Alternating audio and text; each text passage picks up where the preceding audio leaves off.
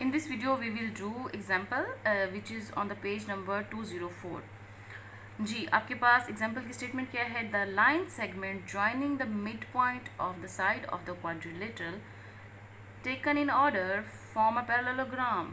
जी आपके पास कोई क्वाड्रिलेटरल है, देन फर्दर आपने उसके मिड पॉइंट लिए, वो जो आपने मिड पॉइंट लिए जब आप उनको ज्वाइन करेंगे तो वो क्या बनेंगी? जी पैरेललोग्राम बनेगी। तो ये आपने प्रूफ करना है। किस तरीके से करेंगे? सबसे पहले आपको यहाँ फिगर में नज़र आ रही है, आपने क्वाड्रिलेटरल लेनी है। क्वाड्रिलेटरल हम कौन सी ले रहे हैं? A B C D.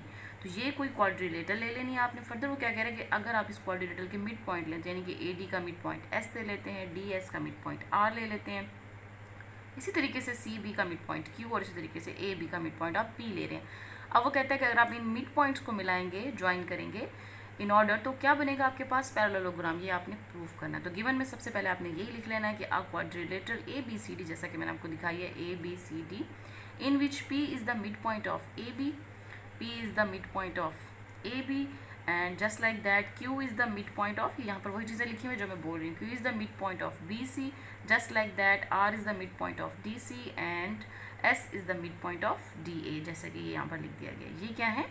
इस क्वाड्रिलेटरल के मिड पॉइंट हैं। देन फर्दर वो क्या कह रहा है कि पी, अब आपने प्रूफ करना है कि ये जो आपने मिड पॉइंट लिया इनसे क्या बन रही है? पैरेललोग्राम बन रही है।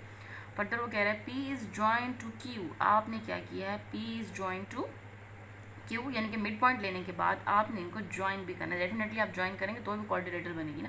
तो अभी जस्ट यहाँ तक उसने क्या लिखा कि आपने मिड पॉइंट लिया, देन आपने उनको ज्वाइन कर लेना है। ज्वाइन टू आर, इसी तरीके से आर से ज्वाइन करना है, फिर आर को आपने एस से ज्वाइन करना है, एस को आपने पी से।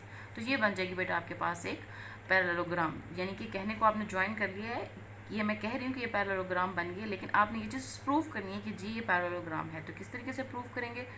तो टू प्रूव में आपने यही लिख दिया कि हमने प्रूफ करना है कि ये पैरेललोग्राम है। कंस्ट्रक्शन आप करेंगे इस चीज़ को प्रूफ करने के लिए, आप ज्वाइन करेंगे ए को सी से। तो हमने क्या किया जी? ज्वाइन किया हमने ए को सी से। अब देखते हैं कि किस तरीके से हम प्रूफ करते हैं। यहाँ पर देखें बेटा, आपके पास प्रूफ में आप स्टेटमेंट्स लिखेंगे, साथ में रीजंस एज यूजुअल। तो आपके पास है in triangle D A C, तो आपने ये ऊपर वाली ट्राइंगल ले लेनी है।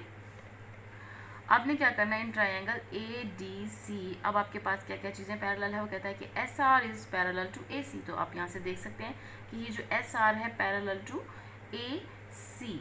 अब ऐसा क्यों है? इसकी रीज़न क्या है? वो कहता है क्योंकि एस क्या है? मिड पॉइंट ऑफ डी ए है। एस क्या है? मिड पॉइंट ऑफ डी ए है। इसी तरीके से ये क्या हो जाएगा? इसका हाफ। अब पैरेलल तो ये आपको यहाँ पे बज़ाहिर नज़र भी आ रहा है कि एस आर क्या है? Parallel to A C. Basically देखा जाए तो एक दूसरे को ये जहाँ कोई चीज़ अगर ये इंटरसेक्ट नहीं करे तो डेफिनेटली वो लाइंस क्या होती हैं? आपस में पैरेलल। और ये बज़ाहिर भी आपको नज़र आ रहा है कि ये दोनों एक दूसरे के आमने सामने, तो ये क्या होंगी? पैरेलल होंगी। अब ये जो मिड पॉइंट की ये बात कर रहा है उसमें क्या है कि S R is equal to half of mayor A C. अब डेफिनेटली ये आपने इसके मिड पॉइंट पर लिया था, तो ये क्या होगा? इसका हाफ होगा किससे? ए सी से। तो यही चीज़ आपने यहाँ पर मेंशन कर दी। जस्ट लाइक दैट वो दूसरी ट्राइंगल ले रहा है जिसका नाम वो दे रहा है मैयर बी ए सी।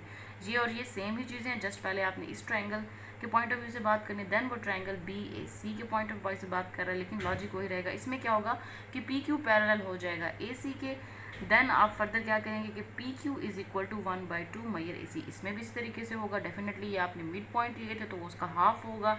तो ये जो पी क्यू हो जाएगा ये क्या होगा? Half of A C. और आगे रीजन में उसने यही लिख दिया कि P is the mid point of A B, और यहाँ पे उसने लिखा है Q is the mid point of B C.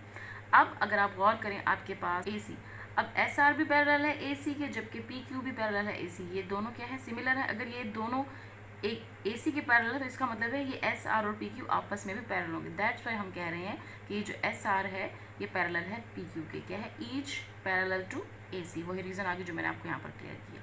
अब इसके बिहाफ पे डेफिनेटली ये पैरेलल हैं तो आपस में क्या होगी? ये इक्वल होंगे। अगर ये आपस में इक्वल हो गए, देखें S R is equal to P Q. अब ऐसा क्यों है ये आपस में इक्वल है? क्योंकि ईच क्या है? 1/2 मैयर एंगल ए सी। दोनों क्या है? इक्वल है किसके? हाफ मैयर ए सी। ये आपने यहाँ पर कहा था कि पी क्यू भी इक्वल है half of mayor A C, और जैसे एस आर भी आपने कहा था हाफ ऑफ ए सी। दोनों आपस में इक्वल भी हो जाएंगे क्योंकि ये दोनों हाफ ऑफ ए सी के इक्वल थे, चाहे वो पी क्यू हो चाहे वो एस आर हो। जब ये दोनों आपस में जब इनकी ये ए सी के दोनों आपस में इक्वल हैं तो ये आपस में भी इक्वल होंगे। तो अब ये क्या होगा? ये पैरेलल भी हैं, इक्वल भी हैं। तो इस बिहाफ पे हम कह सकते हैं कि ये क्या है? हमारी पैरेललोग्राम है। ये आपने पैरेललोग्राम की डेफिनेशन में पढ़ा था कि आपके पास कोई लेंथ्स पैरेलल आ जाए और इक्वल आ जाए, यानी कंग्रुएंट आ जाए, तो वो क्या कहलाती है? पैरेललोग्राम।